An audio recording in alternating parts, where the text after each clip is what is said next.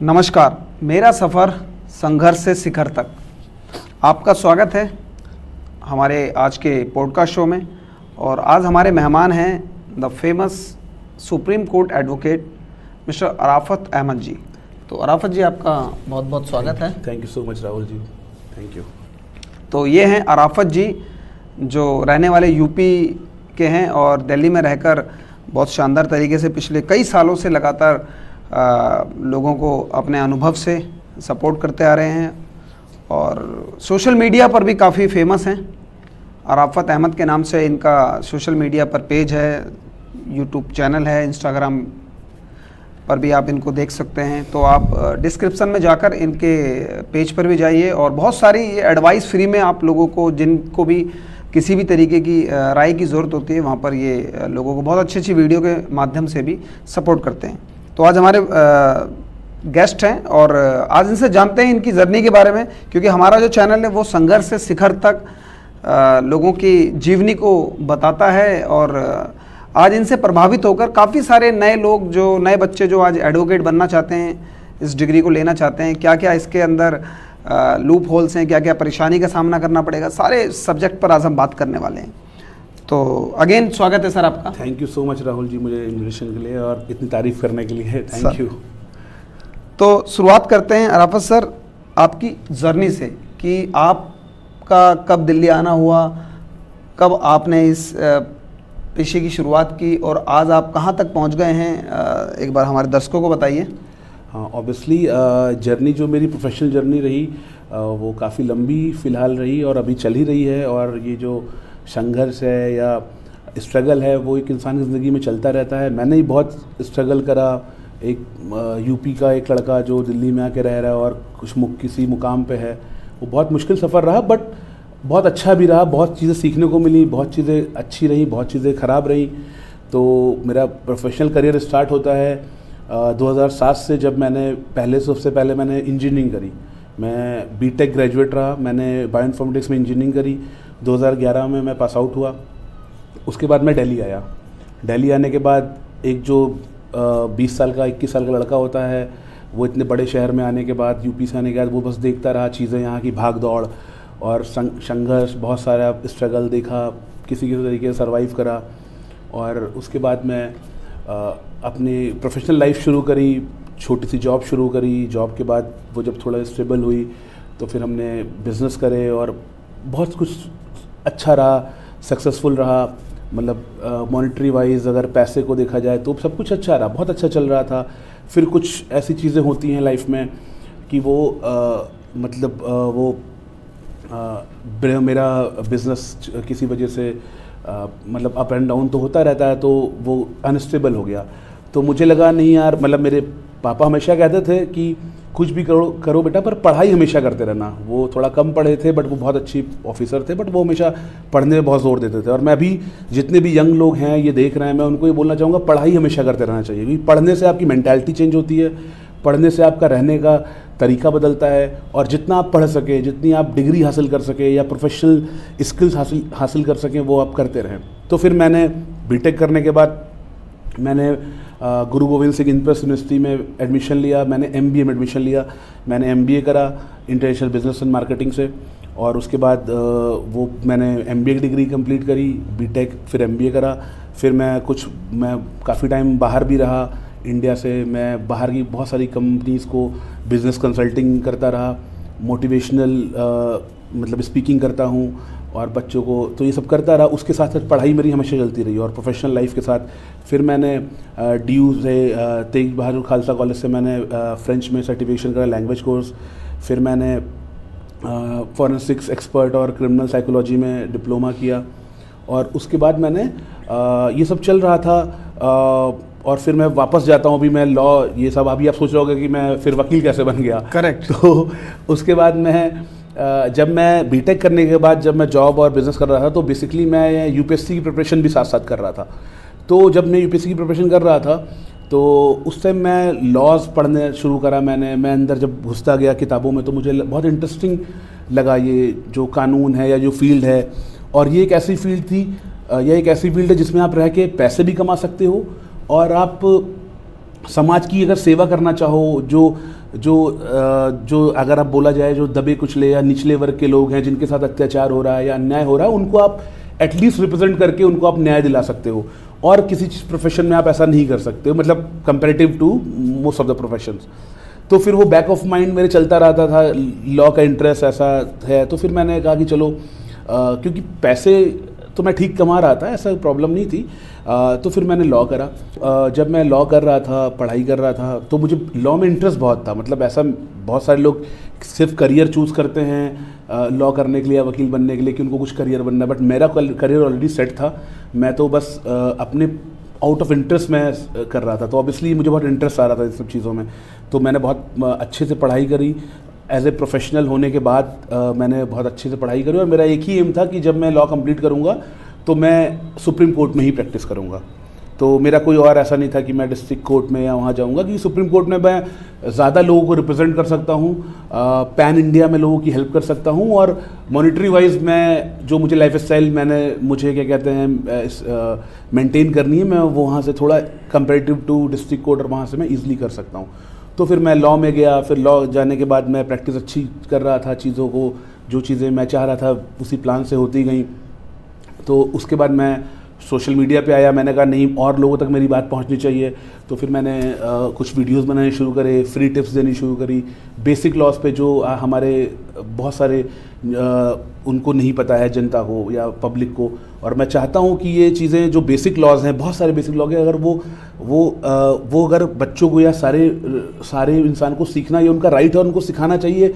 Even अगर school level पे ये बेसिक लॉ डाला जाए जो करिकुलम में नहीं है, कि अगर ये बात मेरी किसी तक पहुंच रही हो, ऐसे मतलब हायर अथॉरिटी तक, कि वो बेसिक लॉ में, मतलब बेसिक एजुकेशन में कुछ बेसिक लॉज डालें जो बच्चों को एटलीस्ट आना चाहिए, जो डे टू डे बेसिस पे लोग फेस करते हैं। Correct. तो वो बहुत सारी परेशानी से बच सकते हैं। तो उसके बाद और उसके बाद तो मैं संघर्ष तो करता ही हुआ आ रहा था। पर सबसे बड़ी प्रॉब्लम आती है जब आप लॉ करते हैं, जो बहुत कॉमन भी हो और बहुत हद तक सही भी है। फर्स्ट जनरेशन लॉयर, जो फर्स्ट जनरेशन लॉयर होता है वो बहुत मुश्किलों से गुजरता है।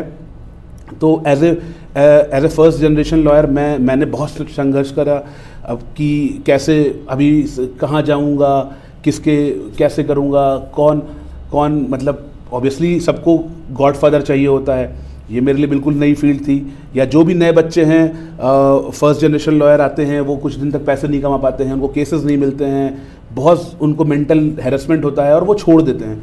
तो मैं यही कहना चाहूँगा उन सारे यंग बच्चों से, स्टूडेंट से, कि अगर जो फर्स्ट जनरेशन लॉयर हैं, कि आप हार नहीं माने, आप मेहनत करते रहें, क्योंकि इस फील्ड में ऑब्वियसली पैसा बहुत है, बहुत पैसा है, बस कुछ टाइम आपको देना है। फिर मैं आया, फिर मुझे मेरे कुछ मेंटर मिले जिनकी बहुत इज्जत करता हूँ।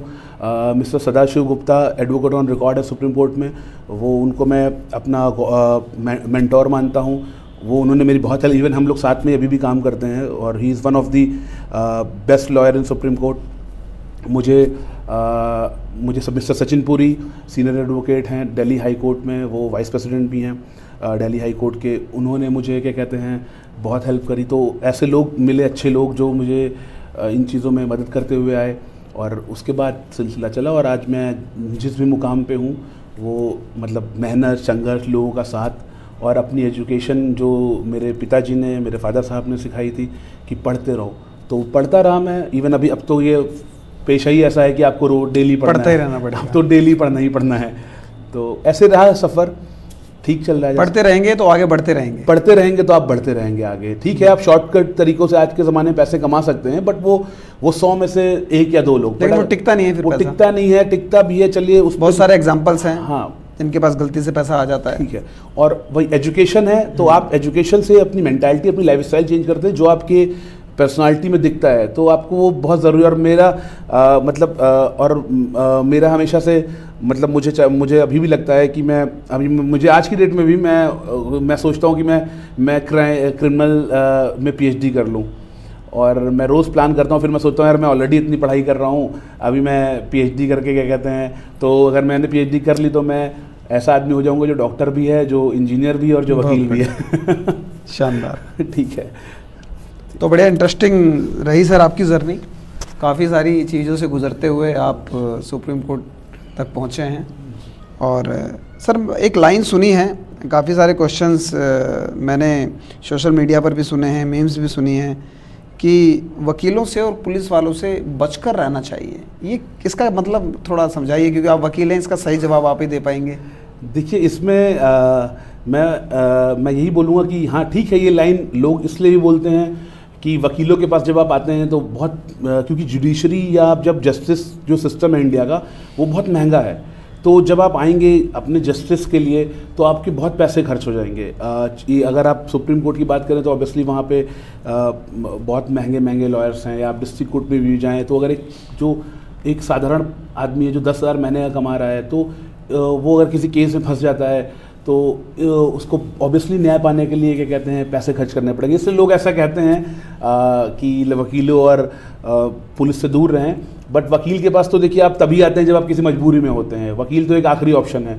पुलिस का तो मैं यही कहना चाहूँगा कि हाँ उनसे दूर ही रहें और वो क्योंकि आप मैं उस पर बहुत ज़्यादा कमेंट नहीं करूँगा, बट आप लोग दूर रहें तो ध्यान रखना। अच्छा एक क्वेश्चन और सर, कोई व्यक्ति गरीब है तो उसको न्याय मिलना मुश्किल होता है, ऐसा भी सुना है, वो भी शायद यही रीज़न है कि वहाँ पर बहुत पैसा लगता है।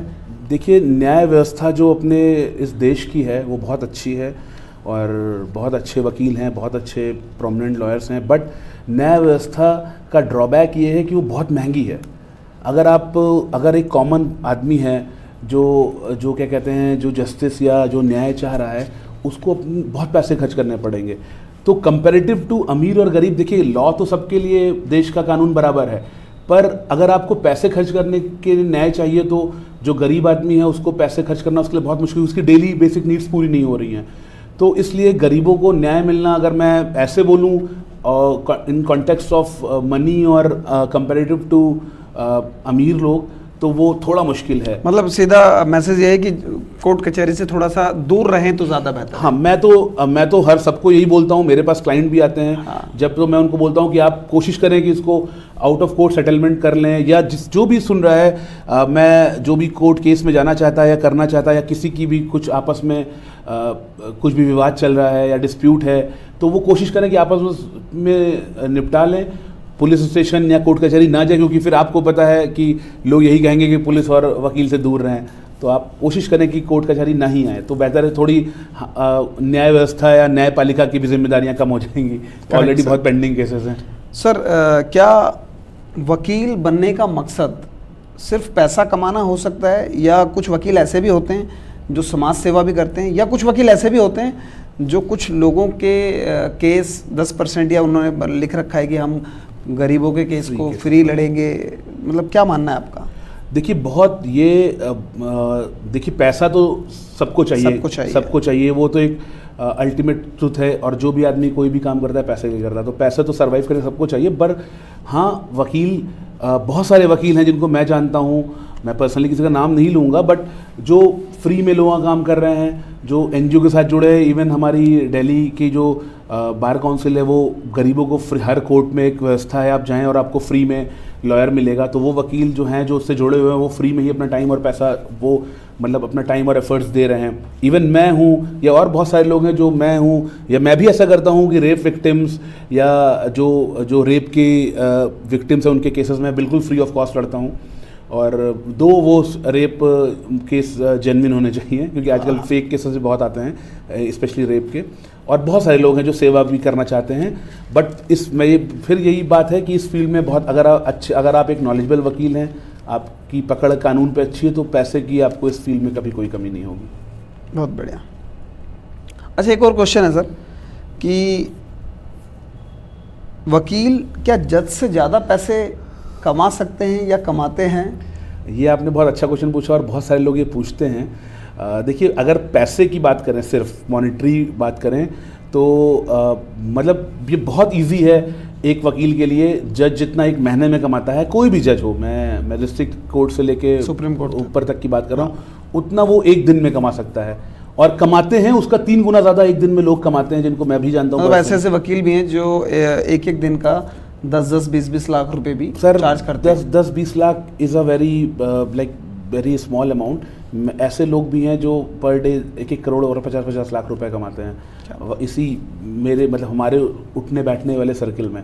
तो एक क्योंकि एक वकील किसी भी गवर्नमेंट नॉट हम उसको जज से तो कंपेयर करें ठीक है, बट वो किसी भी गवर्नमेंट ऑफिसर से बहुत ज़्यादा पैसे कमा सकता है और कैपेबिलिटीज़ है और लोग कमाते भी हैं। और बहुत वकील बेचारे ऐसे भी हैं जो सर्वाइव मुश्किल से सर्वाइव भी कर पा रहे हैं, जिनका दिन का 500 रुपये भी कमाई नहीं हो पा रही है। तो हर तरीके के लोग हैं इसमें, तो ऐसा नहीं कि सभी उतना कमा रहे हैं, मेजॉरिटी है जो कुछ परसेंट लोग होते हैं ऊपर के टॉप, या किसी भी कोर्ट में आप किसी भी डिस्ट्रिक्ट कोर्ट से लेकर ऊपर तक आए, ऊपर के कुछ 10% तो लोग ऐसे हैं जो they are earning huge amount of money, you can't even imagine. हर इंडस्ट्री का यही हाल है फिर तो, क्योंकि सब लोग डॉक्टर बनने के बाद भी करोड़ों रुपए नहीं कमा पाते, और कुछ डॉक्टर ऐसे होते हैं जो एक एक दिन के अंदर लाखों रुपए कमा रहे होते हैं।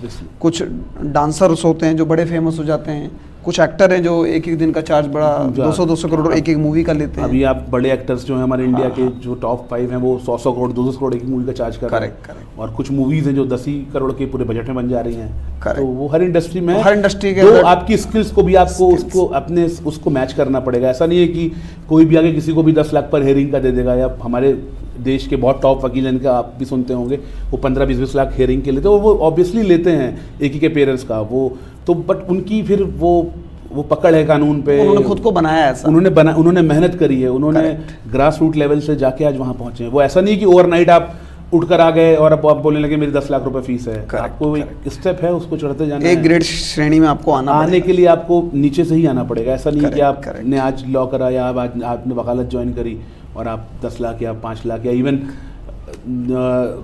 50,000 फीस मांग रहे हैं। बहुत सारे मतलब हैं लोग जो एक केसेस के कोई एक वही सेम केस 5,000-10,000 में भी कर देता है, और वही कोई सेम केस आप लेकर जाएंगे तो उसके वो 2 लाख 5 लाख चार्ज करता है। तो हर तरीके के लोग देने वाले भी हैं और करने वाले भी हैं।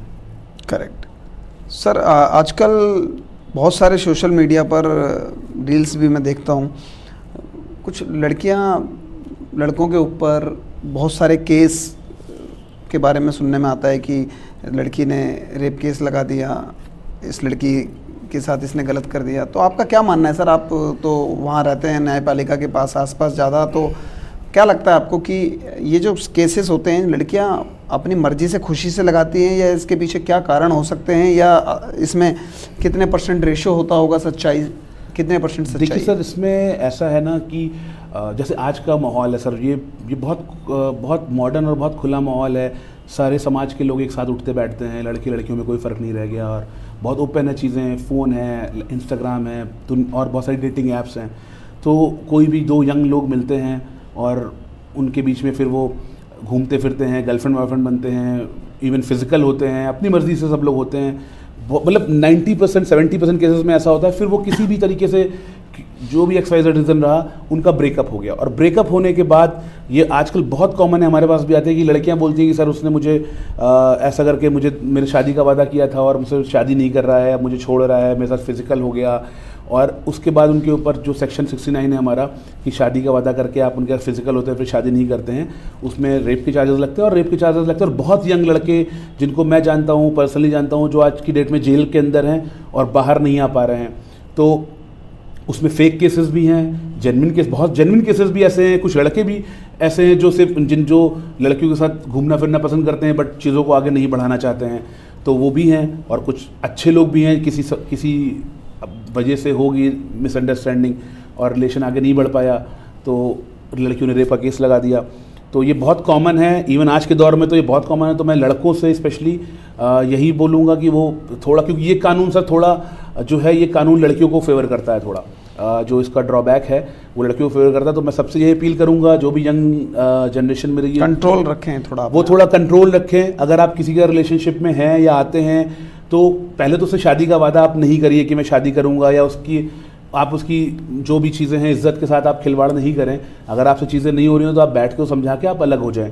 और उसके बाद नहीं होता, या तो अगर आप रिलेशनशिप में आते हैं तो उसको कोशिश करें कि आप आगे तक लेकर जाएं, और अगर नहीं जा पाते हैं तो ऐसे रिलेशनशिप में आ ही ना। तो बहुत सोच समझ के सोशल मीडिया का यूज़ करें, क्योंकि जब एक बार केस हो जाता है तो फिर अच्छे लड़कों की, कॉलेज गोइंग जॉब वाले लड़कों की मैंने खुद से ज़िंदगी ख़राब होते देखी है, जो जेल में हैं, जो निकल नहीं सकते, जो निकल नहीं पा रहे हैं, जो प्रूफ नहीं कर पा रहे हैं कि उन्होंने ऐसा नहीं करा।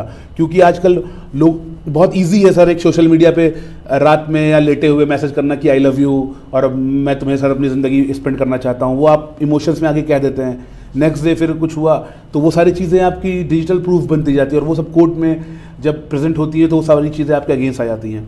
तो सबसे यही है कि अगर आप रिलेशनशिप में आते हैं या कुछ भी ऐसी चीज़ें हैं तो या तो आएँ तो उसको पूरा करें या तो फिर आए ही नहीं। और आजकल तो एक और बहुत प्रॉब्लम हो गई है सर, जो पर्सनली मैं देखता हुआ आ रहा हूँ कि ये पॉक्सो एक्ट है, मैंने आपने सुना होगा, बहुत ये मतलब ये वन ऑफ दी टफेस्ट और one of the dangerous act है किसी लड़के के ऊपर या किसी भी के ऊपर लगना। इसमें 18 साल से कम बच्चियों के साथ, हमारी जो बेटियां हैं उनके साथ कुछ भी गलत चीज़ें कर दिया या इवन आपने मैसेज भी कर दिया सोशल मीडिया पे या कहीं भी, तो आपके ऊपर पॉक्सो एक्ट लग जाता है। या और मतलब सिर्फ मैसेज करा तो उसमें पॉक्सो की भी अलग अलग अंदर धाराएं, बट पॉक्सो लगना is a very really dangerous for any person. तो क्या होता है आजकल यंग लड़के सब बेसिकली मैं तो अपना एक्सपीरियंस बता रहा हूँ, तो वो इंस्टाग्राम पे लोग मिलते हैं और मिलने के बाद लोगों में रिलेशनशिप हुआ और अभी तो एज तो पूछता नहीं है, लोगों ने कुछ भी कर लिया और उसके बाद अगर माँ बाप ने शिकायत कर दी पॉक्सो लग गया। और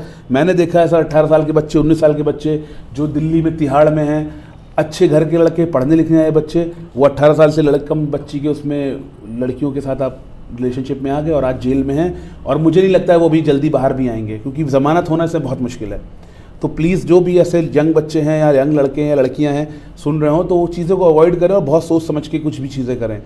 क्योंकि तो आपका सर मानना ये भी है कि कुछ लड़कियां इस तरीके की चीज़ें जानबूझकर प्लान करती, जानबूझ के प्लान करके सर देखिए, प्लान करके तो बहुत कम परसेंटेज है जो स्कैमर्स हैं वो प्लान करके करते हैं। कि मैं बहुत सारे लोग ऐसे केसेस आए, लोग पकड़े भी गए, जो लड़कियां सोशल मीडिया पे आती हैं या बहुत सारी आपकी डेटिंग ऐप्स हैं उस पर आती हैं, किसी लड़के के साथ मिला, उन्होंने उसको आजकल ईजिली होटल्स अवेलेबल हैं, वहाँ गए, फिजिकल हुए और जैसे वहाँ बाहर आती लड़कियाँ ब्लैकमेल करना शुरू करती कि मुझे इतने पैसे दो, इतनी चीज़ें करो, तो नहीं तो मैं तुम्हारे पर ये केस लगा दूंगी, रेप का चार्जेस और ये लगा दूंगी। तो उसका मिसयूज़ कर रहे हैं वो लोग। तो ये बहुत कॉमन है, मतलब कॉमन तो नहीं कह सकते बट ये चीज़ें एग्जिस्ट करती हैं उसमें।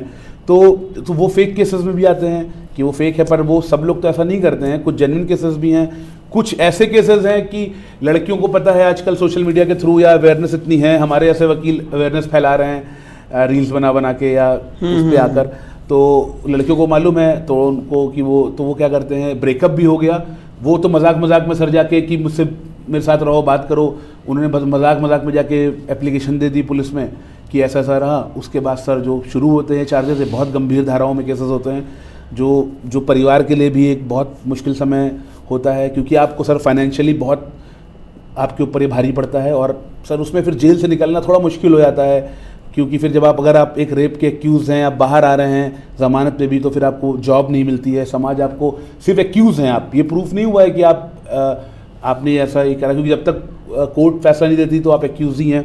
सिर्फ आरोप लगने पे ही आपको समाज बहुत गलत नज़र से देखता है, आपको नौकरी नहीं मिलेगी, आपके कॉलेज में एडमिशन नहीं होगा, तो ऑलमोस्ट पूरी ज़िंदगी ख़राब हो जाती है सर। तो इसलिए बहुत केयरफुल रहना, तो बड़ा यंग जनरेशन को बहुत केयरफुल रहना चाहिए, बहुत केयरफुल रहने की ज़रूरत है। ये सबसे ज़्यादा चीज़ें चल रही हैं। लाइक आपने सर ये भी सुना होगा फेसबुक पर भी काफ़ी फ्रॉड लड़कियां वीडियो कॉल्स के जरिए भी स्कैम चल रहा है, वीडियो कॉल्स के जरिए। हाँ, ये इवन हमारे पास लोग आते हैं जिन्होंने, बहुत सारे लोगों ने तो इसमें सर अच्छे लोगों ने खुद, मतलब समाज के अच्छे लोगों ने इवन सुसाइड भी कर लिया, सुसाइड अटेम्प्ट किया। सर वो डेटिंग ऐप से लड़कियां मिलती हैं और आपको वीडियो कॉल की करने को बोलेंगी, आप जैसे वीडियो कॉल करोगे उधर से एक न्यूड लड़की होगी जो इनअप्रोप्रिएट उसमें होगी, कपड़ों में होगी, और आपकी वीडियो रिकॉर्ड कर लेंगे, फिर वो आपको ब्लैक, ये सर ये स्कैमिंग का सर एक पूरा एक ग्रुप है स्कैम करने वाला। फिर वो आपको सर ब्लैकमेल करना शुरू करेंगे, इतने पैसे दो, नहीं तो मैं आपको शेयर, आपकी वीडियो मेरे भी कुछ जानकार हैं जिनके साथ ऐसा हुआ है। सर ये बहुत कॉमन ये चीज़ें चल रही हैं और डर से लोग सामने नहीं आते हैं, वो पैसे देते जाते हैं, जब उनके पैसे ख़त्म हो जाते हैं तो फिर वो क्या कहते हैं, वो फिर ज़्यादा पैसे के लिए उसकी वीडियो को फिर वो वायरल करते हैं। अब कोई अगर लेट्स से कोई 40 साल का या 50 साल का आदमी है, उसके ऊपर ऐसे आरोप लग गए, तो वो सोचता है कि मैं अपने बच्चों को क्या मुंह दिखाऊंगा, अपने बीवी को क्या मुंह दिखाऊंगा, जबकि उसकी इसमें कोई गलती नहीं है, उसको बस एक वीडियो कॉल है और उसने वीडियो कॉल उठा ली। उसकी गलती ये है कि तो आप ऐसे अनजान लोगों से बात ना करें, जिसको आप जानते नहीं हैं उनकी वीडियो कॉल्स तो बिल्कुल भी ना उठाएं। तो तभी आप बच सकते हैं इन चीज़ों से, क्योंकि इस डिजिटल एज में सर चीज़ों से बचना, रोज़ स्कैमर्स नए नए तरीके ढूंढ रहे हैं स्कैम करने के, तो उससे बचना, खुद आप जब तक अवेयर नहीं होंगे, खुद आप सावधानी नहीं बरतेंगे, तो आप तब तक आप अवेयर, आपको कोई भी सरकार, कोई भी पुलिस, कोई भी वकील आपको बचाने, मतलब एक हद तक ही बचा सकता है सर, उसके बाद तो आपको खुद रिस्पॉन्सिबल हैं। तो ऐसी कॉल से बचें। ऐसे स्कैमर को पकड़ना भी थोड़ा सा मुश्किल सर उनको, क्योंकि सर वो फेक फ़ोन नंबर यूज़ करते हैं, फेक लोकेशन यूज़ करते हैं। आजकल तो सर AI का ज़माना है, तो जो उधर फेक जो फोटोज़ होते हैं या वीडियोज़ होते हैं वो भी सर फेक होते हैं, वो उस तरीके को एग्जिस्ट ही नहीं करता है। तो जब कोई एग्जिस्ट नहीं करता तो पकड़ना भी सर हमारी साइबर टीम के लिए या पुलिस के लिए भी थोड़ा बहुत मुश्किल काम होता है। और वो पर डे सर इतने केसेस आ रहे हैं कि उनको पकड़ना भी एक नामुमकिन सा ही वो है सर। तो अराफत सर, ये देखा है मैंने अक्सर सोशल मीडिया पर लोग किसी भी सम्मानीय व्यक्ति के बारे में उल्टी सीधी बातें करते हैं, फेसबुक लाइव आते हैं या वीडियो बना के डालते हैं, किसी के सम्मान को ठेस पहुंचाते हैं, उसके बारे में गलत सलत बोलते हैं, मतलब एक तरीके से डीफेम करते हैं लोगों को। तो क्या अधिकार है हमारे कानून में कि किसी को भी डीफेम करा जा सकता है, या इस डीफेम के ऊपर कौन सी धाराएं हैं, कितनी सज़ा है, क्या है सर, इसके बारे में बताइए। देखिए, किसी को भी किसी अधिकार नहीं है इस देश में कि वो आपको या किसी भी व्यक्ति को डिफेम करे या उसके बारे में ऐसी बातें कहे जो का एग्जिस्ट नहीं करती हैं, चाहे उसकी कास्ट को लेके, चाहे उसके धर्म को लेके, चाहे उसकी जात को या उसके प्लेस ऑफ रीजन को लेके, या किसी भी तरीके का भेदभाव करे या उसको डिफेम करे, उसके बारे में उल्टा सीधा लिख रहा है या बोल रहा है या कर रहा है। तो इसमें हमारे देश का कानून है जिसमें से BNS की सेक्शन 356 357 इम्पोज होते हैं, उसमें 2 साल तक की सज़ा और काफ़ी भारी जुर्माना है जो कोर्ट डिसाइड करती है कि क्या, क्योंकि डिफेमेशन से आपको बिजनेस लॉस भी हो सकता है। अगर कोई बिज़नेस कर रहा है और उसको आपने डिफेम करा तो लोग उसकी ट्रस्ट ख़त्म होती है, तो उसके लिए उसको भारी जुर्माना भी देना पड़ सकता है और उसके लिए जेल भी 2 साल तक जाना पड़ सकता है। तो कोई भी डिफेम करता है या कोई भी व्यक्ति ऐसा करता है तो वो किसी को या तो फिर ना करे या तो फिर अपने रिस्क पे करे, और अगर कोई भी उसके अगेंस्ट कंप्लेन करेगा या जिसने जो भी डिफेमेशन, किसी की भी डिफेमेशन हमने कंप्लेन करेगा तो उस व्यक्ति को 2 साल तक के लिए जेल जाना पड़ेगा। तो सर ने बहुत शानदार जवाब दिया है। जो भी लोग एक दूसरे का किसी भी तरीके से उसके चरित्र को लेकर या किसी भी चीज़ को लेकर, बिजनेस को लॉस को लेकर अगर इस तरीके की हरकतें करते हैं सोशल मीडिया पर, तो ध्यान रखिए 2 साल तक की सज़ा और बहुत भारी जुर्माना हो सकता है। सर राफत सर, कुछ क्वेश्चंस और मैं ले लेता हूं, फिर आगे हम अपने दर्शकों से ये पूछेंगे कि आप सर से क्या क्या जानना चाहते हैं। अगली पॉडकास्ट को भी हम जल्दी शूट करेंगे और जो भी हमारे दर्शक आपसे क्वेश्चन करेंगे कमेंट सेक्शन में वो, हाँ, कमेंट सेक्शन के अंदर जितने भी आपके मैसेजेस आएंगे, सर का इंस्टाग्राम पर जो पेज है, हम अपने इंस्टाग्राम पेज के साथ कोलैबोरेशन करके इस रील्स को डालेंगे और जितने भी क्वेश्चंस आपके आएंगे हम कोशिश करेंगे उन सबका जवाब देने की। तो सर, एक बड़ी प्रॉब्लम मैं देख रहा हूँ, बहुत सारे लोगों के ना अकाउंट फ्रीज हो रहे हैं, लाइक बैटिंग ऐप चल रही हैं, गेमिंग ऐप चल रही हैं, क्रिप्टो के बेस पर बहुत सारे ऐसे लोग जिनको नॉलेज कम है उन लोगों के अकाउंट को यूज़ करते हैं ऐसे मास्टरमाइंड लोग, और उनके अकाउंट फ्रीज़ हो जाते हैं। और फ्रीज़ होने के ना ही सिर्फ फ्रीज़ होते बल्कि उनके ऊपर कानूनी कार्रवाई भी उन्हीं लोगों के खिलाफ होती है। तो ऐसे लोगों को क्या मैसेज देना चाहते हैं सर आप? सर, ये आपने बहुत अच्छा क्वेश्चन पूछा। पहली बात तो मैं आपको इसके लिए बोलना चाहूँगा कि आज ये बहुत हॉटेस्ट टॉपिक है और बहुत सारे इसके केसेस आ रहे हैं हमारे पास, हमारी टीम के पास, हमारे हेल्पलाइन नंबर पे फ़ोन आते हैं कि सर हमारा अकाउंट फ्रीज़ हो गया। बड़े बड़े बिजनेसमैन से लेके स्टूडेंट तक के लोग अकाउंट फ्रीज़ हो रहे हैं। और साइबर सेल, जितनी भी स्टेट की साइबर सेल है अपनी, वो बहुत एक्टिव है। सर, रीज़न इसके पीछे ये है क्योंकि आजकल क्या हो रहा है ना सर, लोग आते हैं किसी भी स्टूडेंट को या किसी भी नीडी पर्सन को लालच देते हैं कि तुम अपना सेविंग अकाउंट या अपना बैंक अकाउंट मुझे दे दो और उसमें कुछ पैसे आएंगे और मैं तुम्हें उसके 10% 5% कमीशन दूंगा या फिर आपको मैं मंथली 10,000 20,000 जो भी पैसे दूंगा। तो लोग आजकल अब थोड़ी सी लालच में, क्योंकि अकाउंट खुलना बहुत इजी है आजकल, से डिजिटलाइजेशन का ज़माना है, तो लोग ऑनलाइन ही अकाउंट खोल लेते हैं, ये बहुत ईजी हो गया।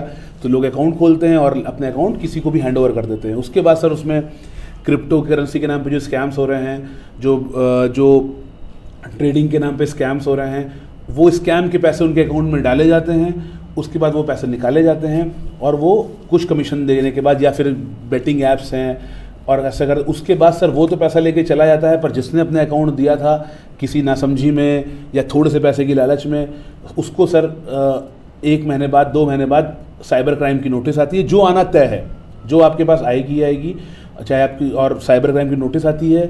बहुत मुश्किलें आपके लिए बढ़ जाएंगी, क्योंकि वो केसेस ऐसे होते हैं कि आपके पैसे, आप दिल्ली में रह रहे हैं, आपको साइबर क्राइम की नोटिस आ गई तमिलनाडु से, केरला से, फिर आपको जाना पड़ेगा, भाग दौड़ करना पड़ेगा, कभी बहुत सारे केसेस में पुलिस अरेस्ट भी कर लेती है।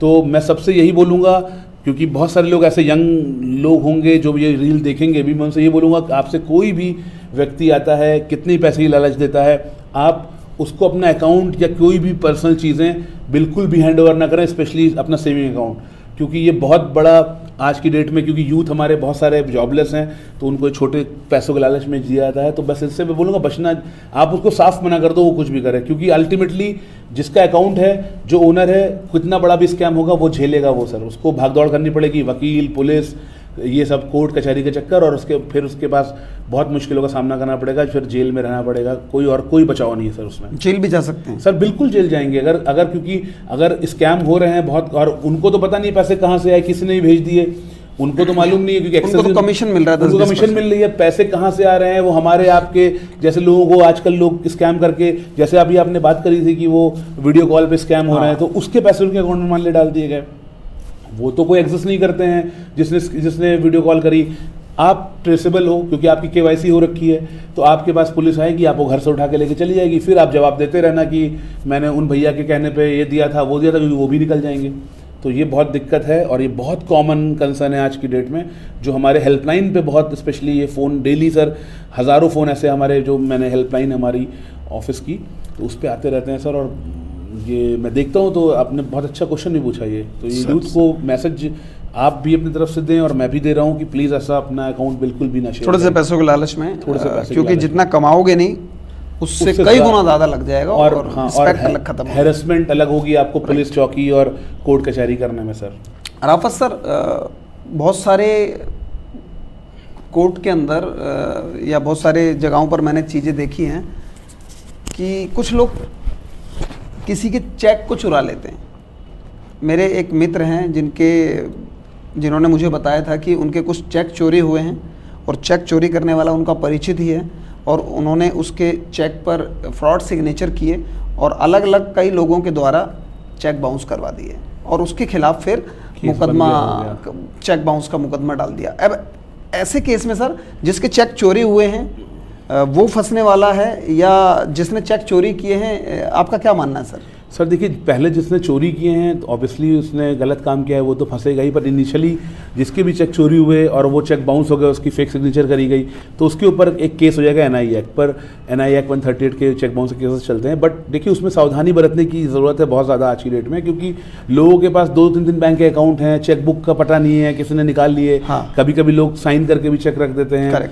तो पहले तो आप बिल्कुल साइन करके कभी चेक नहीं रखें, और अगर आपका चेक बाउंस हो गया और आप चेक चोरी हो गया, आपको पता नहीं चला, तो आपको जब भी मैसेज आता है बैंक से, आपको उसी टाइम सबसे पहले ही पुलिस को इन्फॉर्म करना है कि मेरे इस नंबर के चेक चोरी हो गए हैं, और मुझे आज पता चला, जब भी पता चला आप इन्फॉर्म कर दें, और बैंक को अपने लेटर दे दें या इंटीमेट कर दें कि भाई, और वो रिकॉर्डेड में करें। मैं कोशिश करूंगा कि आप एक चीज़ करें कि आप मेल या एप्लीकेशन देकर करें कि ये मेरे चेक चोरी हो गए थे, इसको प्लीज़ स्टॉप कर दें। ठीक है, आपके ऊपर चेक बाउंस का केस हो गया अभी, क्योंकि आप उसने फेक सिग्नेचर कर ली किसी की भी, तो आप कोर्ट में जाएं, जज साहब को अपील करें, अपने लॉयर से बोलें कि उनसे अपील करें कि इसकी जो सिग्नेचर हुई है उसकी फॉरेंसिक टेस्टिंग कराई जाए, फॉरेंसिक जांच करी जाए, क्योंकि मैं खुद एक फॉरेंसिक का एक्सपर्ट भी हूँ, तो आप जो ईजिली वो पता चल जाएगा जब एक फॉरेंसिक एक्सपर्ट चेक करेगा कि वो साइन टेम्पर्ड साइन है, पता लग जाता है सर। वो ये जो आपको बताऊं, बहुत आपको सर हैरानी होगी, जैसे मान लीजिए ये पेन है, तो इस पेन की सर हर पेन की इंक अलग होती है, हर पेन का इंक का बैच नंबर होता है, सेम दिखने वाला पेन, सेम इंक, हर देखने में तो सर वो सेम लगेगी ऊपर की नज़र से, पर जब हम फॉरेंसिक एक्सपर्ट या एक फॉरेंसिक, जैसे लेट्स से एक क्वालिफाइड फॉरेंसिक एक्सपर्ट चेक करेगा, तो वो इजीली बता देगा कि ये पेन लेट्स से ये किसी भी कंपनी का पेन है, और ये पेन दूसरे डिफरेंट है, और वो पकड़ लेगा। खैर और भी बहुत सारे तरीके हैं। तो अपराधी को ये चीज़ें नहीं पता, अपराधी को पता नहीं होते, उसको लगता है कि ये फला कंपनी का पेन है, मैं भी वही नीला पेन है, नीले से हाँ मैं उसी कंपनी का मैच कर देता हूँ, बट वो फॉरेंसिक में पकड़ जाता है। तो आप जज साहब से बोलिए कि इसकी एक फॉरेंसिक सर जांच करा ले, और वो चेक की फॉरेंसिक जांच कराएगा, फर्जी साइन होगी वो पकड़ जाएगा। फिर जिसने चेक करा आपके ऊपर तो, या जिसके ऊपर भी NI एक्ट का केस होगा, वो सबसे पहले क्वैश होगा, आपको रिलीफ मिलेगा। और जिसने ये काम किया, जिसने चेक चोरी करा, उसके ऊपर बहुत गंभीर धाराओं में FIR लिखा जाएगा। चोरी, जालसाजी, डॉक्यूमेंट फॉर्जिंग, बहुत सारी धाराएं लगेंगी, जिसमें उसका फिर सर जेल से निकलना मुश्किल हो जाएगा। मतलब नॉन बेलेबल धाराएं बन सकती हैं। नॉन बेलेबल धाराएं बनेंगी और बहुत सीरियस धाराएं बनेंगी, जिसमें उसको फिर, और आप ये समझिए कि उसकी ज़िंदगी ही बर्बादी मान लीजिए हो जाएगी। ये मैसेज उन लोगों के लिए हैं जो चेक चोरी करते हैं, फ्रॉड साइन करते हैं, अमाउंट भरते हैं और खुद भी डालते हैं और कई लोगों से डलवाते हैं। तो स्पेशली ये रील आप उन लोगों को भेजिए जो लोग आपके चेक को चुराते हैं, चुराया है, या फिर आपके ऊपर इस तरीके के मुकदमे उन्होंने डाले हुए हैं। आपको परेशान होने की ज़रूरत नहीं है जिसके चोरी हुए हैं, परेशान होने की ज़रूरत उन लोगों को है जो लोग चोरी करते हैं। मतलब सर ने बताया कि ऐसी धाराओं में फंस सकते हैं जो नॉन बेलेबल है, और कुछ उनके ऊपर वो भी लग सकता है, मानहानि का मुकदमा भी। सर नहीं, मानहानि तो सर इसमें नहीं, इसमें सर मानहानि तो बहुत छोटी सी चीज़ हो गई, और मानहानि में तो सर कुछ भी नहीं। ये तो बहुत गंभीर धाराएं होंगी, जिसमें आप सर आप सबसे पहले तो चोरी 420C, आपने जालसाजी की है, आपने डॉक्यूमेंट फॉर्जिंग करी है, आपने आइडेंटिटी मिसरिप्रेजेंट करा है, लेट्स से आपकी साइन मैंने करी है या मेरी साइन आपने करी है, सब जिससे करवाई होगी वो भी सब आएगा। जिसकी भी साइन होगी उसमें, और ये 100% वो पकड़ा जाएगा फॉरेंसिक में, उसमें कोई इसमें छूट नहीं है। और फॉरेंसिक सर आजकल हर पुलिस, हर डिपार्टमेंट के पास फॉरेंसिक की टीम होती है। बहुत सारे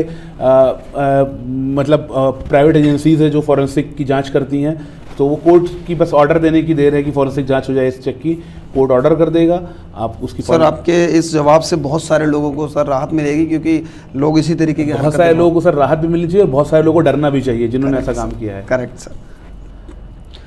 सर एक और लास्ट क्वेश्चन लेते हैं, और फिर क्योंकि समय भी इजाज़त नहीं दे रहा, अगली बार फिर आपको बुलाएंगे, क्योंकि आपसे बात करके मुझे तो लग रहा है कि हम लोग बात करते रहें। सर मैंने अक्सर देखा है कि कुछ लोगों में आपसी दुश्मनी हो जाती है किसी भी कारणवश, और इस दुश्मनी को वो अलग एंगल लेकर जाते हैं, और सामने आमने लड़ने की बजाय वो लड़ाई के लिए गुंडे हायर करते हैं कि यार उसको पीटना है, और ऐसे करके उसको इमोशनल ब्लैकमेल करके या उसको पैसों का लालच देकर या प्लानिंग करके, कहीं पर भी प्लानिंग करके ऐसे गुंडों के द्वारा किसी को पिटवा देते हैं। तो ऐसे लोगों पर किस तरीके की धाराएं, क्या ऐसे लोग बच जाते हैं जो लोग प्लानिंग करके किसी को पिटवा रहे हैं? ऐसे अगर प्रूफ आ जाएं तो ऐसे लोगों के ऊपर क्या धाराएं बनती है सर? क्या यहाँ पर भी? सर देखिए, ये तो बहुत सोचने वाली ही बात है, और ये कॉमन आदमी को पता है, ये बहुत गंभीर चीज़ें हैं। किसी को पिटवाना, किसी को गुंडे हायर करना, ये एक सब समाज का, पहली बात तो ये एक किसी सब आदमी का ये नेचर ही नहीं हो सकता। और अगर किसी ने भी ऐसा काम किया है या वो करता है कि कुछ गुंडे हायर करता है या किसी को भी किसी भी तरीके से दबाव बना के पैसे देकर और किसी भी व्यक्ति के ऊपर जानलेवा हमला करवाता है या पीटता है या उसको हैरस करता है या उसका छीना झपटी, चोरी चकारी, ये कुछ भी करता है, ये चीज़ें जब पुलिस इन्वेस्टिगेशन करेगी और जिसने भी गुंडे हायर करे होंगे वो लोग, देखिए पुलिस के अपने तरीके हैं, पुलिस से कोई बच नहीं पाता है, वो बातें निकलवा लेंगे। तो जिसने भी करा होगा वो बच नहीं सकता, क्योंकि वो लोग अल्टीमेटली उसका नाम बताएंगे ही कि भाई मुझे फला आदमी ने, क्योंकि अगर वो गुंडे पकड़े गए सबूतों के साथ, पकड़े जाएंगे सर, सबूतों के साथ अगर वो पकड़े गए तो फिर वो पक्का उसका नाम लेंगे, क्योंकि सर वो पुलिस को मोटिव होना चाहिए हर क्राइम का। हर क्राइम का सर कोई मोटिव होता है। अब उन्होंने बिना मोटिव के तो किसी को मारा नहीं होगा, तो जब पुलिस मोटिव जानने की कोशिश करेगी तो वो बताएंगे कि मुझे फला आदमी ने ब्लैकमेल करा, फला आदमी ने प्रेशर बनाया, फला आदमी ने मुझे पैसे दिए, जो भी रीज़न से उन्होंने मुझको ये काम करने के लिए फोर्स किया या प्रेरित किया।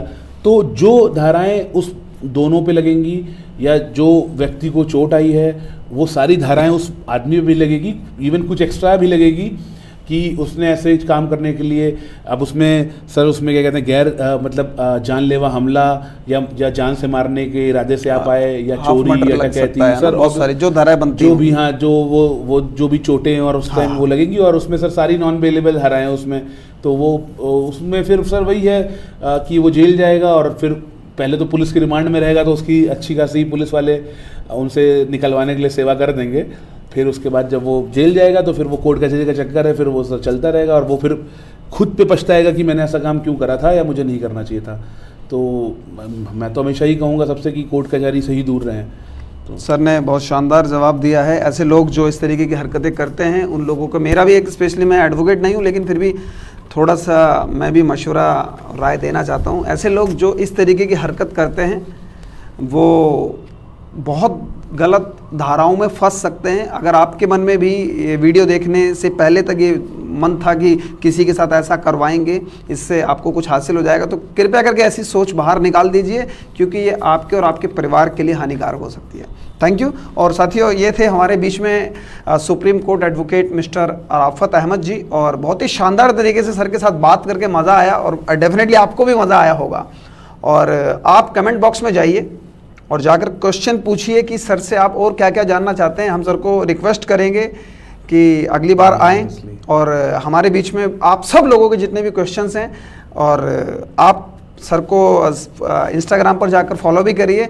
और अगर कोई भी किसी भी तरीके की कानूनी कार्रवाई में आपको मदद चाहिए होगी तो आप मेरा रेफरेंस लेकर सर से बात कर सकते हैं। अच्छा खासा डिस्काउंट भी सर मेरा रखेंगे। Yes sir.